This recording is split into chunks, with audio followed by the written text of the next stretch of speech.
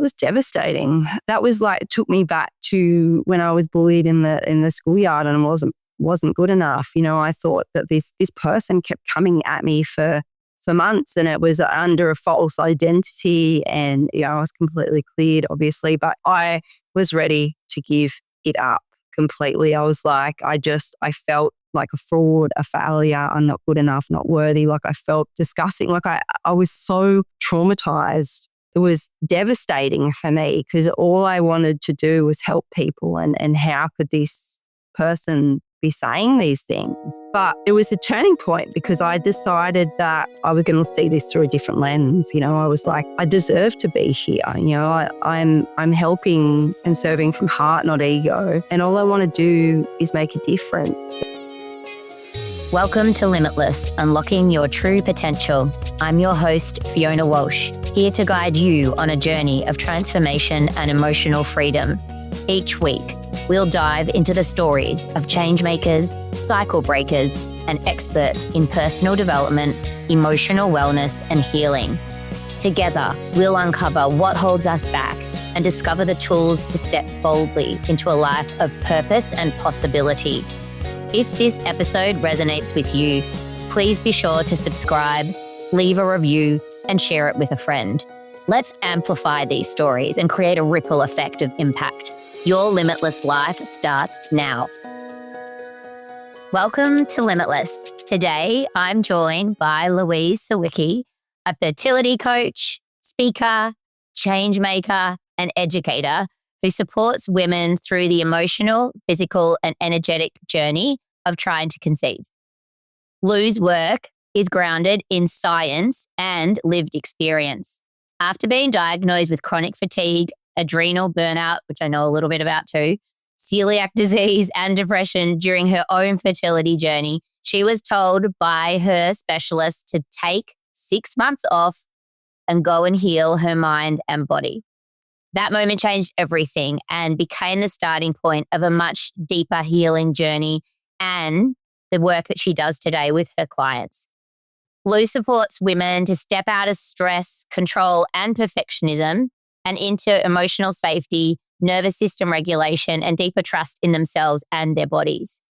She's particularly passionate about helping women understand that perfectionism is not a personality trait.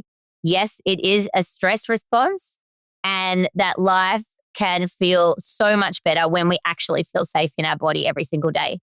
Lou and I met through a mentoring program we did in early 2023 in the Powerful Steps community. And Lou really stood out to me amongst a group of incredible women, all change makers in their own right. But she stood out for her warmth, her empathy, her compassion, and her beautiful energy, which she's going to share with you all today. So Lou, I am so grateful that you're joining me today and sharing your brilliance with the Limitless community. Oh my gosh, Fee, that was beautiful. I'm going to cry. Thank you so much for that. Stop. We'll bring the tears later. Let's just stick with the intro. Thank you for having me. I'm very honored to be here, and I really can't wait to get into this conversation. Yeah, well, we're looking forward to having this one for a while. So let's jump straight in, Lou. Can you take us back to that moment in time when you were like, I'm done, everything's got to change, that pivot point or awakening moment, and what did it look like? What did it feel like? Take us away. I think for me, it was that delivery from my fertility specialist of the news that she couldn't see me for 6 months. I've been push up until that point for 6 years. I was determined to have a baby, and if I just kept going, then surely it was going to happen. And she just told me to stop. And I went to the dog park that night, and I was devastated. And I looked up to the universe, and I said to the universe, to the stars, to the heavens, whatever you want to call it. And I was just like, there has to be something else here. There's something I'm missing. There's something, I don't know what it is, but I need to stop being scared, I think. And that was the moment that really changed the trajectory of my whole life. And I went to work the next day, and I mean, I'd kind of delved into the spiritual intuition kind of side of things. My mum's very spiritual, but I hadn't really gone there because it was just, if I didn't see it, it wasn't real. very black and white, very mathematical, all the things, scientific, And I went to work that next day, and on my desk was an envelope, and it was handwritten and said Louise Phillips. And I was working in Brisbane at the time. That was my old name. And I opened it up, and the girls were like, "What is that? What is that?" I said, "I don't know." There was no return address, and there was this sachet of this Fem 21. Now, this is like a herbal something. No return address, nothing. And I'd actually talked to a spiritual healer, energetics coach, I guess, a couple of weeks beforehand. She suggested that I needed to try this. And now she didn't know where I worked. She didn't know who I was. Nothing. And this thing just turned up on my desk. And I was like, oh my gosh, like I need to, not the night before had asked the universe for help, and I've received this on my desk. Nobody knew where it was from. And I was like, right, I need to change here. What I'm doing isn't working. And this was a big fat sign from the universe, a big flat, like I needed something concrete that I was being supported, and it was time to do the work. It was time to stop being scared. It was time to unpack what was really going on. There was a lot of generational trauma. There was a lot of stuff that I had to unpack with my brother. My brother has Down syndrome, and he's my greatest teacher. He's our greatest gift.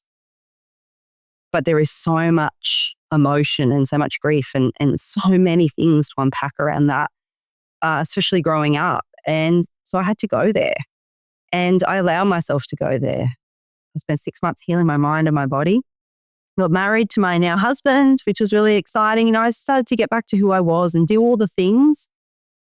And I walked back into that fertility specialist office 6 months later, and she took a round of bloods for the next IVF cycle. And she rang me the next day, and she said, "Lou, are you sitting down?" And I said, "Yeah, I'm pregnant." And then after 6 years of nothing. Oh my God, you didn't even need to go through a cycle. No, I didn't go through one cycle. Oh my goodness, I didn't know that. Yeah, nothing. Like I didn't have to go through I fell pregnant naturally.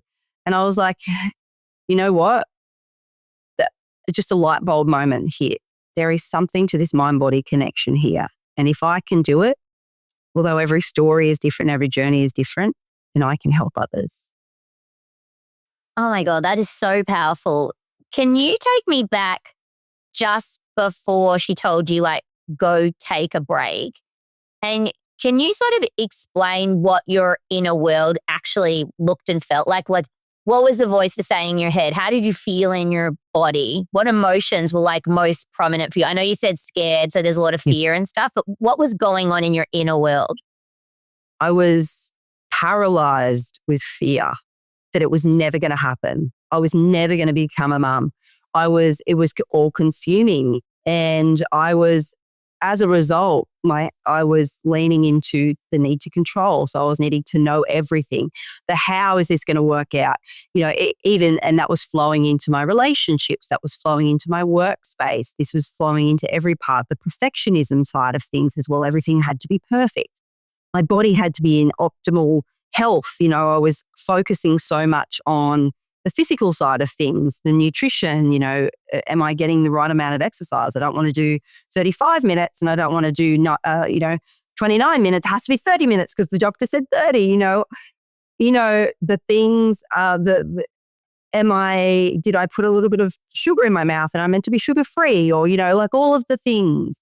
I was so paralyzed with fear that I wasn't even leaving the house. I was scared to do anything. And I think I didn't even realize it at the time. I didn't realize I wasn't eating properly, wasn't sleeping.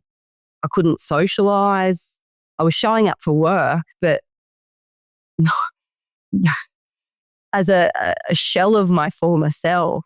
And I wasn't thinking straight. Like I thought I was losing it. I couldn't remember people's names that I really should remember, family members. Very close family member. I wake up in the morning, I'm like, I can't think, my brain.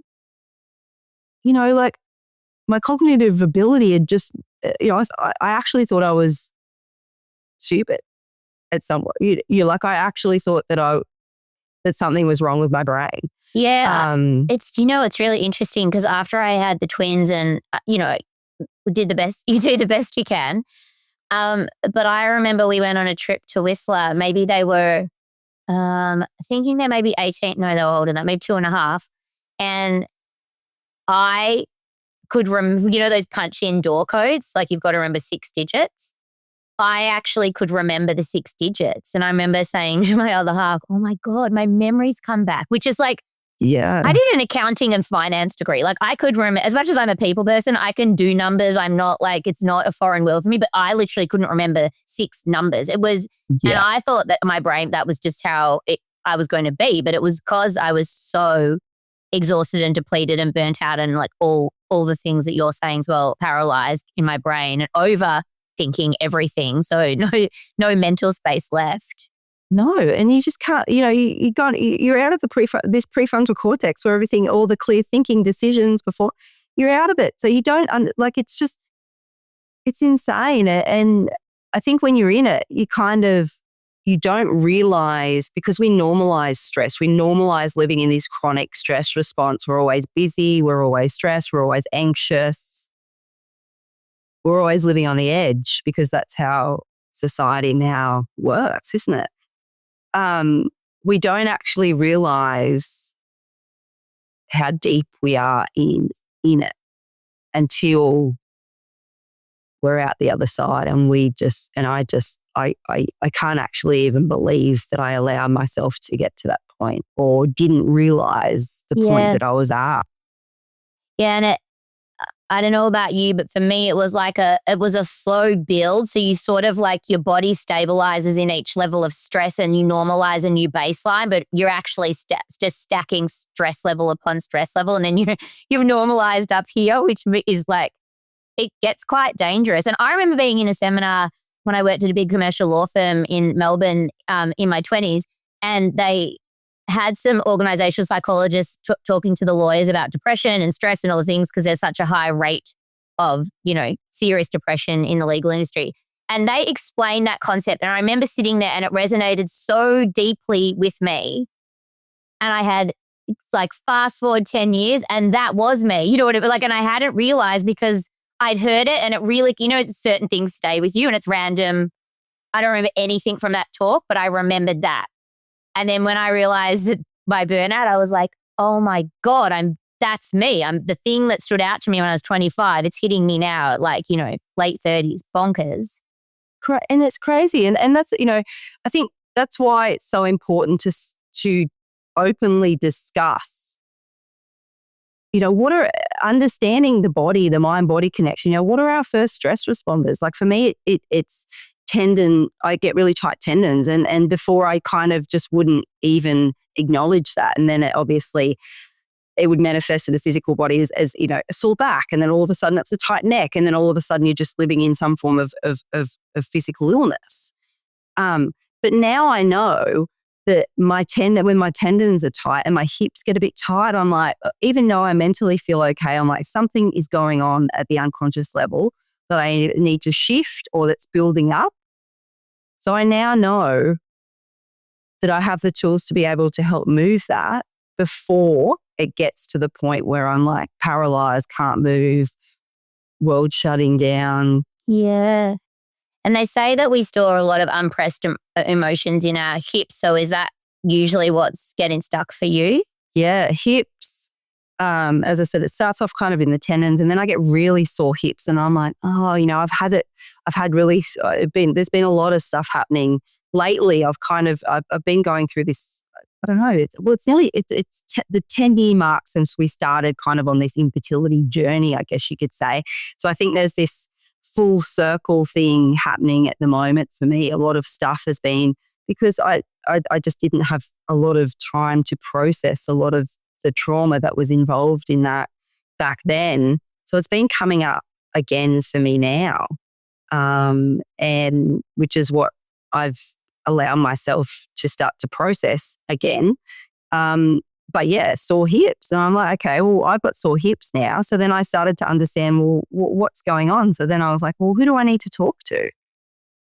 So I'd go and I've got a team of people that I don't necessarily see them all, but it's like, okay, well, I need to go and see the kinesiologist or my, an energy healer or, my acupuncturist or someone so I can understand what it is. And through that, then I was able to realize, well, hang on, we're coming up to 10 years now since this all started for me.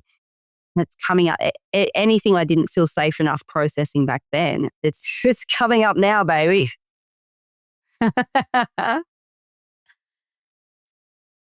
When you started the healing journey,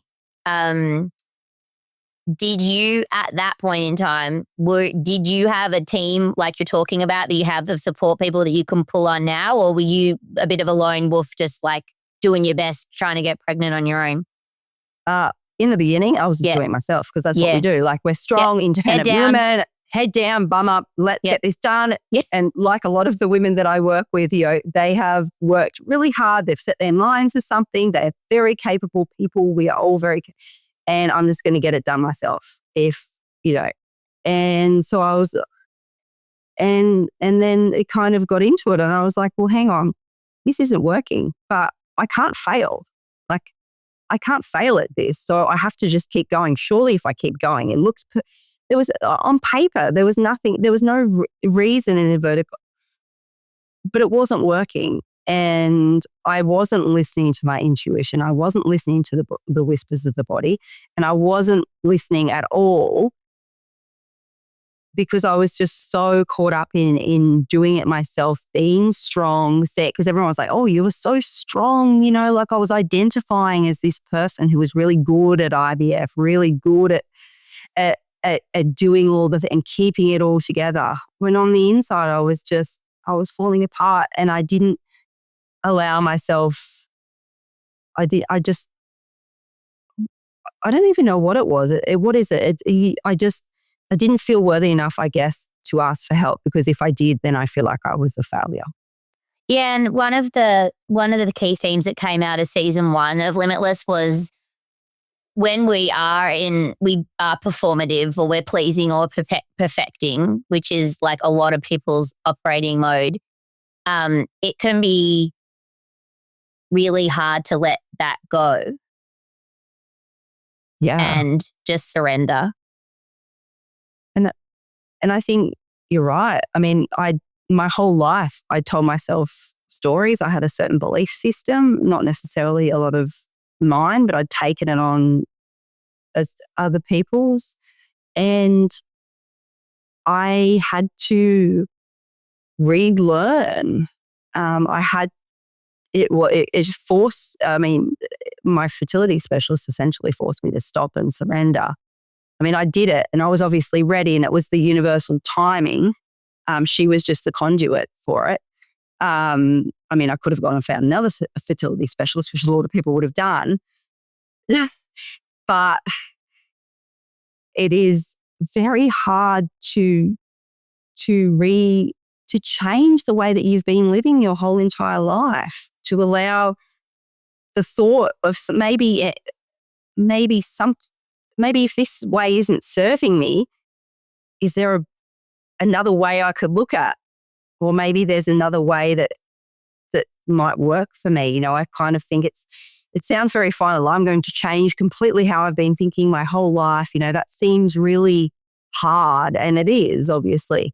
So for me, it was kind of looking at, well, let's just entertain the thought, like, maybe this isn't serving me, and maybe there is another way. Maybe if I was to just trust and lean into faith over fear, surrender, and see, maybe, there's other thing, has there been other signs out there to follow a different path, and just see, like, you never know. And by kind of using that language and let's just play with it a little bit. It's not quite as definitive. It's not quite as final. It doesn't seem quite as hard. It's like, okay, maybe I'll have a bit of a think about this. It just sounds a little bit less challenging. Yep. Yeah. And it's really, if you have spent most of your life performing for others, or perfecting, or trying to control everything, which that was 100% me,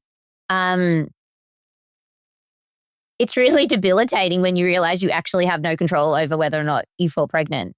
Like, you're like, this is fucked. What am I supposed to do? Everything I know about how I make things work for me is not, I have nothing, there's no levers to pull anymore. And that was me. I was like, okay, well, little refresh button here. Well, yeah. And Can we turn it off and on at the screen and see if it works? No? Okay.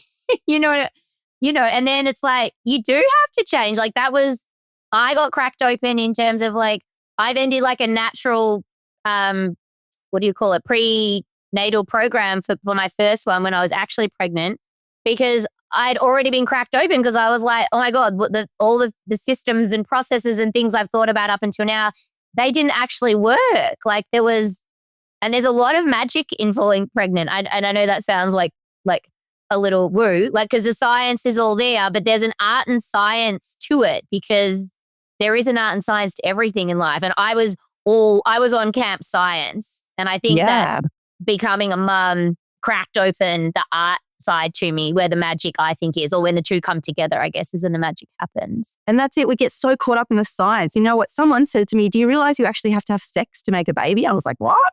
Like, people like, and there's something really like, obviously you don't have to have a partner these days either, but you have to, I think so many women cut off head to heart. They become all in the doing. They get caught up in the science so that it looks good on paper. And it's kind of like when you're in a relationship, like this guy over here, he ticks all of the boxes, looks good, everything I'm after, but there's one thing missing, and that's the feeling. And everything else looks good, but it doesn't work out because you don't feel it. And I think it's the same thing with making a baby. We get so caught up in the doing and the to-do list, and I'm really good at this, and I've done all this before, and everything's good. And even if you've got a lot of medical conditions that might make it a little bit harder, you're doing everything right. The doctor's like, yep, great, everything. But we're not feeling. And making a baby, I don't get whether it is through IVF, whether it's through surrogacy, whether it's through, naturally, whether it's, it does not matter. You have to welcome the soul of your future baby in, and your body has to feel safe to easily fall pregnant. And that's what it's about, creating a sense of safety. And your body does not feel safe when it is constantly in fight flight, because there is a war going on inside. And that reproductive system, it kind of gets put to one side. It's like, what? Like, no, honey. Like, it's not safe in there. Like, I want to be warm. I want to be squishy. I want to be like, yeah, happy days. And it's just not. And you're right. You have to be in the art side. You have to be in the feeling side. And that's the feminine energy. And so many of us get caught up in this masculine doing, and that's great because it served us right up until now. We've got exactly what we've wanted in life, and that's great. But making a baby is completely different. And that's really scary, I think, for a lot of women. That's where they feel really overwhelmed. It's like, well, this is what I've done and it's worked up until now, served me, and now you want me to feel? Yeah. Well, and the role of our nervous system is to keep us safe in what's familiar. Yeah. So if we've been in a masculine energy and way of working, particularly if you work in corporate, then the feminine way feels very uncomfortable, and your actual subconscious response is not to go there. It's going to stop that. So it's this tug of war that happens. And you mentioned before about your brother. Can you take me back to what it was like as when you were a little girl? And growing up, and what it was like growing up with a brother who had Down syndrome? I think there's a lot of, people, I had a lot of responsibility. I think I remember making a decision at 8 years old that it was my role to keep the family together. And not in terms of, my mum and dad are very capable, and they are they're the most beautiful parents to my brother. But in terms of everything else, because they had so much focus on him, it was so stressful. And I don't care what anyone says, there is. And there's a lot of grief. There's a lot of, are we doing enough? Is he happy? Are we giving enough? Are we loving enough? All of so much guilt. And so I made a decision that they had to focus on him, and then I'll focus on everything else in the family. And to take on that responsibility when you're 8 is quite a lot. So I You're like grade 3. I know. So wow. Like my son's grade 3 at the moment. I'm just like, so it's very like resonant of where he's at. And that's a huge responsibility for a child to take on. So I think I didn't do it. Nobody asked me to. I just No, unconsciously, but you just you do do it. Yeah, totally. You did. Yeah. And so I just grew up really quickly and I didn't put a foot wrong. And then when I left high school, I went to uni, and then when I left uni, I was like, I just need to be free. And that's when we went traveling for 6 years. I met my husband. I'm like, I need to go. Like, we need to go. And mum and dad were like, just go. You just need to go. And that was kind of me finally being free in a way, and just doing me. I think it's taken a long time. There's been a lot to unpack around that. As I said, my brother is our greatest teacher, but it's still, still that little girl inside was just always like, wanting more, I think, for lack of better terminology. And now as an adult, I completely get it. And as a mum, I really get it. And the stress around the uncertainty of especially someone with Down syndrome 40 years ago, like it was very challenging. There was no real information. They didn't know beforehand. It was kind of just like, we don't know what to do. Nurses just handed the baby to mum and said, you just got to deal with it. So it was like I remember, sorry to interrupt you, but our neighbours over the road when I grew up, one of the children had Down syndrome, and I remember being told as a child, like they were expecting him to have quite a low sort of life expectancy. Nobody was, there was not a whole lot of development out there. There was not a whole lot of support. There was not a whole lot of understanding. Family member, there was just like, it was very hard. We felt very, mum and dad especially felt very isolated, wanting to integrate him into the normal system, but the normal system really didn't understand. And there was a lot of people didn't understand. I got teased at school for having a brother with Down syndrome. People didn't understand. Like, now thankfully we are becoming a lot more accepting of people with differences. Doesn't matter what it is. But back then, as I said, it took me, I think a lot of my infertility journey was as a result of me, indirectly being too scared to unpack a lot of that trauma and grief and whatever else that I'd taken on board as a child, from all that. But thankfully now, like I said, as an adult and being a mum as well, I now have the understanding of what it would be like and how hard it would be. Yeah. Have you noticed that sort of caregiving role that you took on as an 8-year-old? Have you noticed that sort of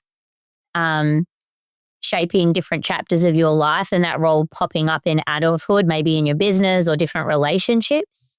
Yeah, I think I've always been the responsible one. I've always been the one that kind of, not necessarily the leader, but the one that just got everyone packed to go on a trip. Or even in my friend group, when I didn't have kids, I was the organizer. Like, what are we doing here? I've always been a very good organizer. Probably would have been a great personal assistant,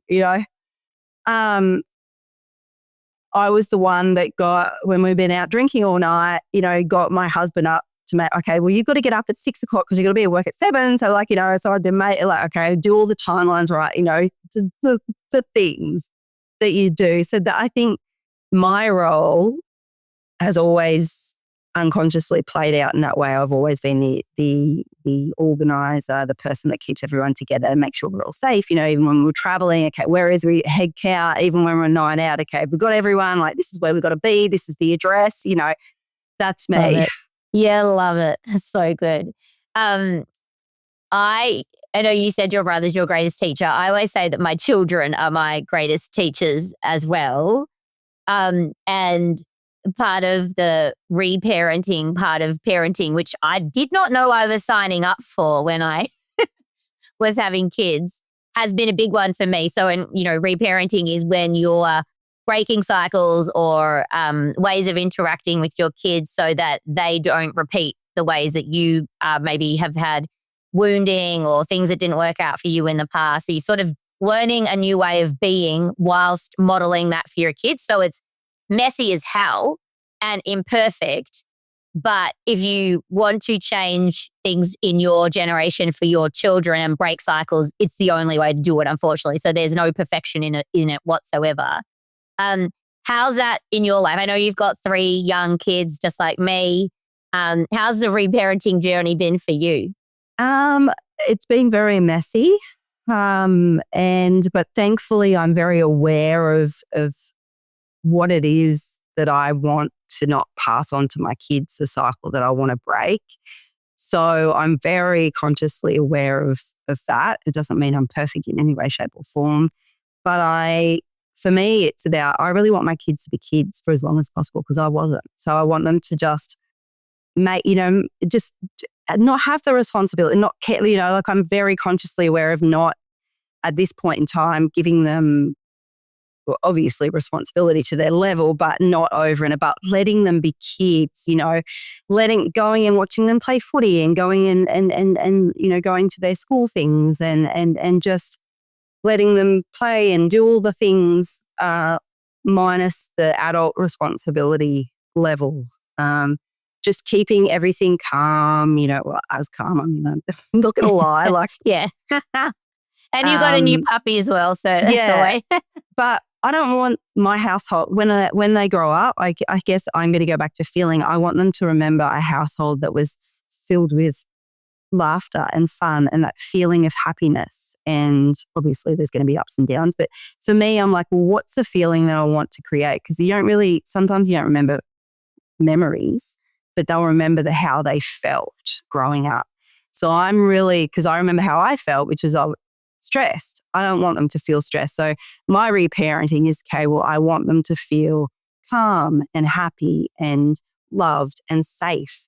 So for me, that is where I'm always coming, well, most of the time coming from. That's the goal. Yep. That's the goal. You could ask. My eldest actually said to me, "Mummy, why do you always yell at me?" I'm like, "I'm not yelling. You just stop doing it. I just want you to listen to me. You're not listening." But, I mean, obviously it's a journey, like you said. Yes, and it's a journey. Messy. I said it's messy and it's not perfect. No, and I'm just doing, Mummy's just doing her best. Like I said, I'm showing up in the best way that I can. And that's just how it is. Like, that's life, isn't it? Like you said, life's not perfect either. So I want my kids to know that we're not perfect. Yeah. But we're doing the best we can. So I think that's really, long story short, I want them to remember the feeling. Yeah. Yeah. So that's my goal. Yeah. Yeah. I remember when we were catching up before recording and you mentioned that your daughter, your littlest, is your youngest, is now the age that you were when your brother was born. And so what's coming up for you now? Because you can probably see your inner child playing out in her, even though she's her own little human. What are some of the emotions or memories or things, traumas even, that are coming up for you through watching her that you're needing to work on? I think, we come back to that full circle. And for me, it's kind of been the 10 years since infertility. But my parents moved from Sydney to northern New South Wales about the same. We just made a big move 6 months ago from Sydney to Queensland. So similar kind of trajectory. They've done similar thing. They've kind of built a house. We renovated the house. And I was around about the same age that Havana is now. So it's kind of my life replaying. My brother was born about 3.5 as well. So he was born a little bit. So there's this kind of all of this stuff that's been coming up. And like I said before, I'm dealing with a lot of the unresolved grief and trauma from my infertility journey. I'm also now having to feel a lot of the stuff that I felt during that time as a child that I haven't felt safe enough, obviously, up until now to process. So it has been the move has been very traumatic in many ways. It was meant to happen. We're very excited about it. This is our home, but very traumatic in so many ways. It's taken my breath away, and it has forced me to go there again. And it's been really scary, I think, in many ways. That it's felt really debilitating at times, for lack of better terminology. Like, it just felt so much sadness and trauma and grief and all of the things. But as I said, I've been seeing a few different people, and the only way to get through it is you just have to feel it. It takes 90 seconds for the body to process one emotion. If you don't give it any power, allow it to pass, it will pass. So there's no other way to get through it other than you've got to feel it to heal it. And that's me at the moment. Thankfully, I think I'm coming out the other side, but it's been really scary. And for a little bit, I didn't realize what on earth was going on. I felt trapped. I felt scared. I felt all of the things. And I couldn't work out why until I saw, my life replaying. Yeah, these cycles. And the only way for me to get through it is for me to feel it. And then, and I'm healing mum and dad's generation. I'm healing the generation before that and the generation before that by breaking this cycle. And, that for me, that is, I can look at it through the other lens. So this is the greatest gift that I can give to my parents, that I can give to my grandparents, my great-grandparents, because I'm allowing myself to break, to stop this. So my kids don't do this. They don't have to go through this. Yep. Yeah. Last year, because it was an 8-year in like numerology and astrology, I had read a thing towards the end of the year that we were all just going through these repetitive cycles. And if you felt like things were coming up again and hitting you in the head again and you thought you were like working through it, you would just like, the infinity side of just like bang, bang, bang, bang the whole time. The hamster wheel. Like, I've done the work. Like, I get clients come to me like, I've done the work, but I'm still here. And I'm like, I know it's frustrating, but life's a journey, isn't it? It's not a destination. You don't just all of a sudden become healed and happy. And it's just like, wow. It's like, you have to just go through the peaks and troughs. And I'm just like, I've done the fucking work here. Yeah, totally. Like, I've done it. And yet I'm still doing it. And I'm fine. Obviously. Oh, fuck. I wanted to talk to you about perfectionism as well, because I know you do a lot of work with perfectionists, not just people who are trying to conceive, like in just general coaching. And a lot of people I work with have got perfectionist tendencies as well. And I love that I think you say it on your website, like it's not a personality trait, and it is a stress response or a protective mechanism. Tell me a little bit about your journey with perfectionism. I think, I put so much pressure on myself to be perfect, pressure on myself to do everything right. And that obviously leads into people pleasing. Yeah, it all leads into. It grows arms and legs and tentacles. Yeah. But, and to the point where if I didn't feel like it was perfect, then I wouldn't present it at work, or it would paralyze me, keep it.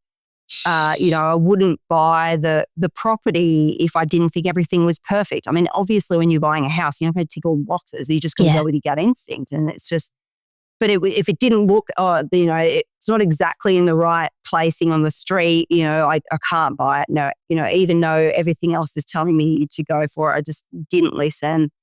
Obviously in baby making, it was just like my body and my mind has to be perfect to get pregnant. And that's the reason why, didn't get the job, not perfect, enough. I can't walk out of the house because my hair doesn't look perfect. Everything, like it was actually paralyzing me, and it was keeping me in this decision paralysis almost. And I wasn't making any decisions about anything because it was like, well, it's not perfect. So I just can't, it's kind of like you're on this hamster wheel. Like it's just going round and round and round and round and round. And you just got to start, don't you? But in anything, like just walk out the door, your hair might be, my hand's never, like I look at people and they've got all these perfect hair and mine's always frizzy. I'm like, just walk out the door. Like, it's never going to be look like that. Just get out the door. Yeah. It's really interesting because I can tell you're really intuitive. Like you've mentioned it quite a few times. And so you would have had this tug of war between your like critic or ego or protective parts. Everyone calls them different things, which is the perfectionism or the stickler saying you must, you must, you must, you must, you must. Whereas your intuition is screaming at you, buy the house. Like, just do it. And this feel is like your feelings.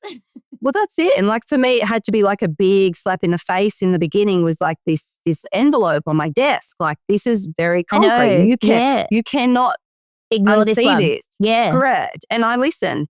And like, so this house that we're living in now that we bought, I bought sight unseen. Every family member that saw it was just like, oh, it's so much work, Lou. Like, and I mean, if you look at our backyard now, like it is a lot, like there's a lot going on, but it will happen. But I was like, no, that is our family home. I just got a good feeling about it. I hadn't seen it until the day I walked in. We did all the reno. I walked in, there was like 20,000 people knocking down what wasn't really on everyone. I was just like, I hope I like this house. But everyone told us, said, no, I don't like, well, they didn't say no. They were like, it's a lot of work. There was a lot of pushback, but I was like, no, this is the house.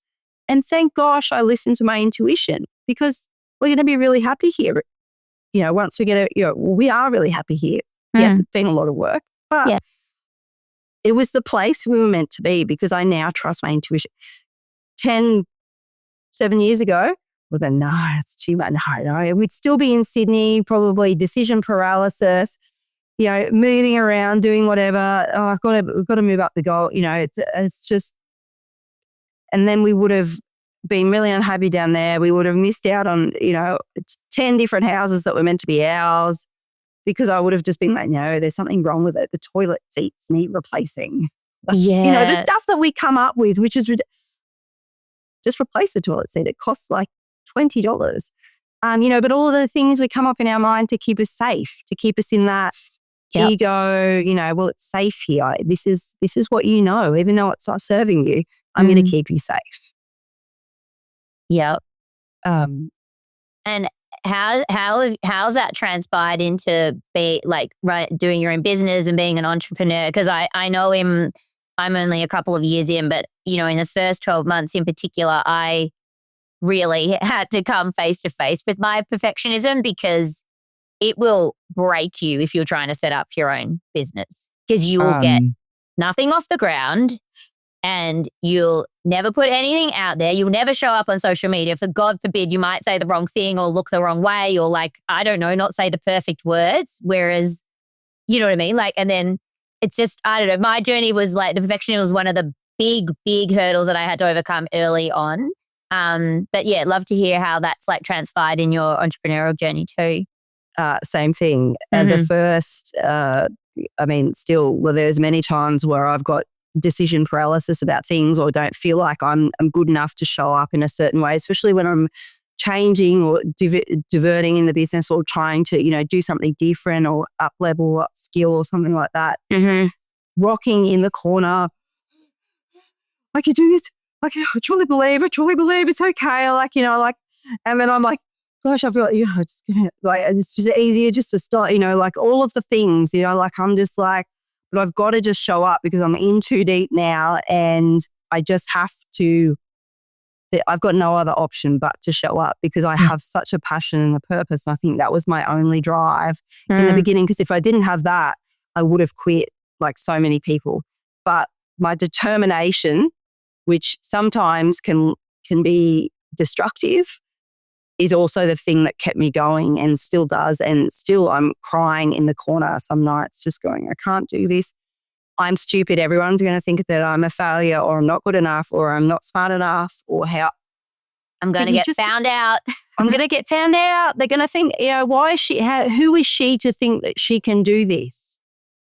Is the narrative. And it's like, you just have to, now I just validate, yes, that was the old me, but I don't give it power. It takes every inch of my will not to give it power and to fall back into that old, small thinking person who just would just be easy to go and get a 9-to-5 job and get my whatever pay and not think about it. But, you know, I don't want to do that. And I know that, you know, if I just keep going, the whispers they get, or the voices they get, you know, at least they get a little tiny bit quieter and they don't paralyze me anymore. Yeah. And I know last year, as much as you said moving was huge for you and brought up a lot of ancestral and family cycles and patterns, I know you also had a really tricky time in your business last year with some like online trolling and things like that. What was that experience like for you, and how did you work through that?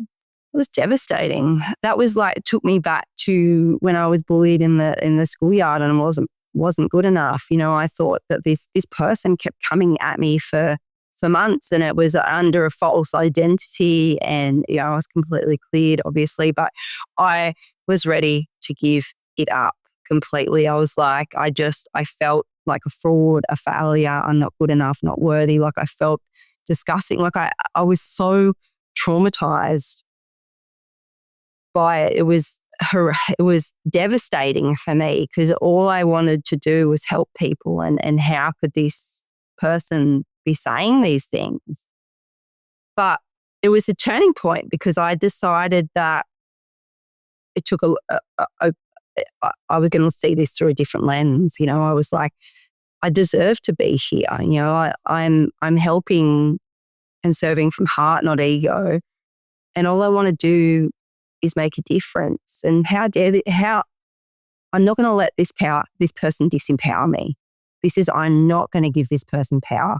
And as soon as I energetically stood in my power, stood up for who I was, and all of a sudden, it almost like it started to disappear, because I'd stood in my power. I'd stood up for who I was. I claimed me.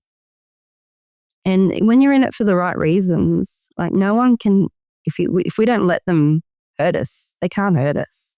So that was my big learning. You know, I had to go through that, I think, to know that I truly am worthy. And it was a reminder, because that's been a big thing for me. You know, am I worthy? Yeah. And you know, what's really powerful about that is that you did all that yourself. Like, I'm sure while you were like, energetically, I'm going to make the shift. I believe in myself. You know, I'm not going to let this get in my way. That was all you. Like, the other person was still probably there pinging you, you know, abusing you, being horrible on social media. You know what I mean? And it's so powerful that we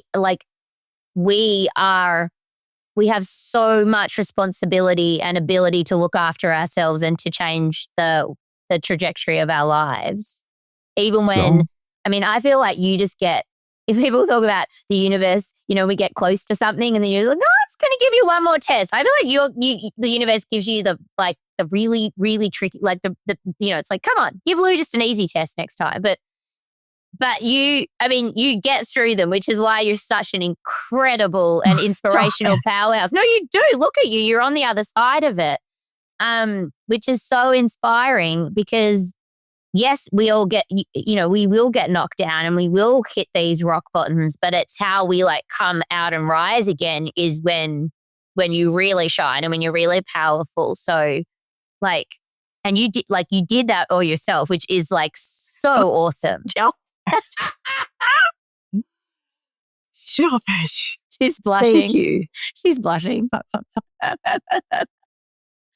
Oh my gosh. I want to usually ask this question before we go into some little rapid fires where you're on your toes a little bit. So transformation happens, but only in small incremental steps. It's the micro movements that we make that allows us to have deeper access to ourselves and unlock like real long-lasting sustainable change. It's rarely these big leaps out of anywhere. So based on your incredible journey, which we've heard so much about today, what's one small step or action the listeners today could take away from you that would help them to begin their journey to unlock their limitless potential? I invite everyone today to ask themselves, give themselves a minute or two and just ask themselves, you know, what is it today that I need to do to move myself forward? You know, it doesn't have to be anything massive, But just learning to listen, because your gut, your intuition, it's telling you what you need to do, whatever it is. Listen. Maybe it's having coffee. Maybe it's, going, you're seeing someone, going for a walk, giving, whatever it is, me a bath. What is it today that I need to do to move myself forward? And just listen to what that answer is. Yeah,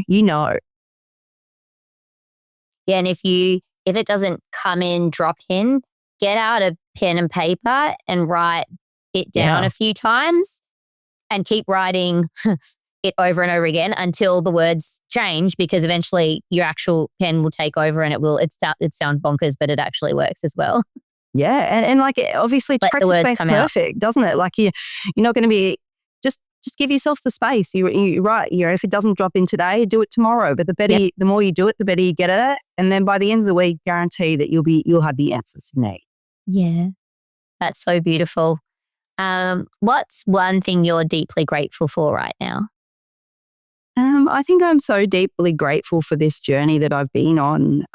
It's ups and downs, because it's prepared me for the next stage of my life, and it's allowed me to step into the best possible version of me that I can, so I can show up for my friend, my family, my kids, my husband, everyone. Yeah. And I wouldn't be the person I am today with the happy heart that I have if I hadn't have had all of the things happen to me. Yeah. And shown up for the assignments. Yeah. I think. Yeah. What's your superpower? I'd like to think that I am able to find calm in the chaos of life. I truly believe that, let's see it for what it is, not worse than it is. We were talking about this earlier with the backyard. This is my backyard. Excuse me. And with my clients as well, I'm exactly the same. I truly believe that I'm able to find their calm in the chaos.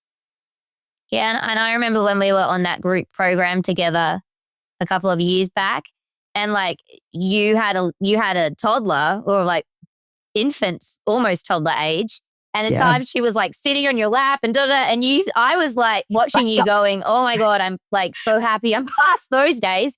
But you did seem calm, whereas for me, it would have been complete chaos, and it may have been chaotic for you on your internals, but you did present as being very calm with her, like, crawling all over you, as well as like contributing to a group call, which I thought you were like a total magician at it. So stop it. Well, thank you. But yeah, I mean, don't get me wrong, there was a lot of chaos, but I think when it comes to the big stuff, I'm able to now find the calm. That's beautiful. And this one's a tricky one. What's a common misconception that people have about you? I think people think that sometimes I'm a little bit really laid back.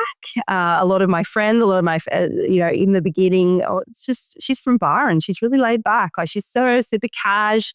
I can put off those vibes. It is not like that underneath. I guarantee you that. There is a perfectionist under there. There's a need to control. There's a messy, messy woman that is just like,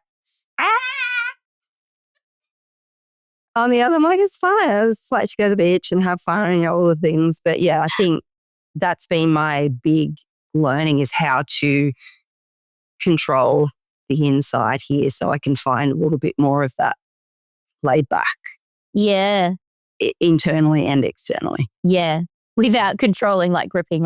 Without gripping, I need to know everything because I'm so scared. It's not going to work out. When you hear the word limitless, the name of this show, what are 3 words or feelings that are evoked for you? Love, life, and laughter for some reason. No, laughter. I don't think anyone said that one. I love that. Thank you. Yeah, because life's meant to be fun. Let's make it limitless fun. Yeah, I love that. I in my coaching containers at the moment, we've been talking a lot about how we all just get so bloody serious as we get older, and like how we've all got to have a little bit more fun. And if you haven't laughed so much that your sides have hurt in a long time and like cried out of your eyes with laughter, then like go watch a stupid movie or find something on your phone, like do it, or like go catch up with a friend who makes you absolutely crack up, because we've got to lighten our energy. I think we're just holding so much, and collectively there's a lot going on in the world. I think that the more we can find laughter, fun, play, creativity, like we all need to lighten our energy and intentionally do it, because everyone's feeling super heavy and burdened right now. 100%. Cultivate. How do we find ways to cultivate more pockets of joy into our life? I mean, if you have to put it in schedule it in. Yeah, do it if you have to. Yeah. If you have to, it doesn't matter. Yeah. This is my 5 minutes. Make it easy, make it simple, make it work for you. But I agree. Well, let's lighten the load. Yeah, a little bit. I love it. I love it.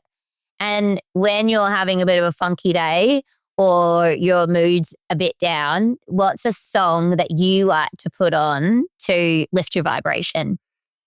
You know what? So I haven't done this, but the first song that came to me was that Let It Go, the Frozen song. Oh, Elsa. Because I just have this thing, it's just like everyone, you just got to let it go. And that song just came, I think it's just so. Dropped in quick. It was like, boom. Yeah. Yeah, that was the song that came to me. I was like, just let it go, Lou. I love that as well, because she has the the big hands of the ice just shooting out. It's like such a powerful visual. And that song, I'm going to hate you for this in 24 hours time, because that's going to be in my head for the next day. You know that. Well, that was what dropped in. So that was my intuition.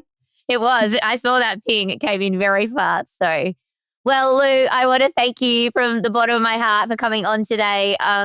This has been such a fun conversation, and deep as well. You've really been vulnerable and shared some really raw and real stuff that you've gone through from being a little kid even up to today in this reality that we are in right now. So I just wanted to say thank you and appreciate you so, so much. Well, thank you. It's just been this has been so fun, and I appreciate you, and it's such an honor to be asked to be a part of your podcast. So thank you. Thanks, Lou. Thank you for tuning in to Limitless. If you enjoyed today's episode and love hearing the stories of courageous cycle breakers, I'd be grateful if you could leave a review on Apple Podcasts or Spotify. Your feedback not only helps others discover the show, but it also amplifies our mission to unlock emotional freedom and true potential. Every review makes a difference in helping more people embrace their limitless life.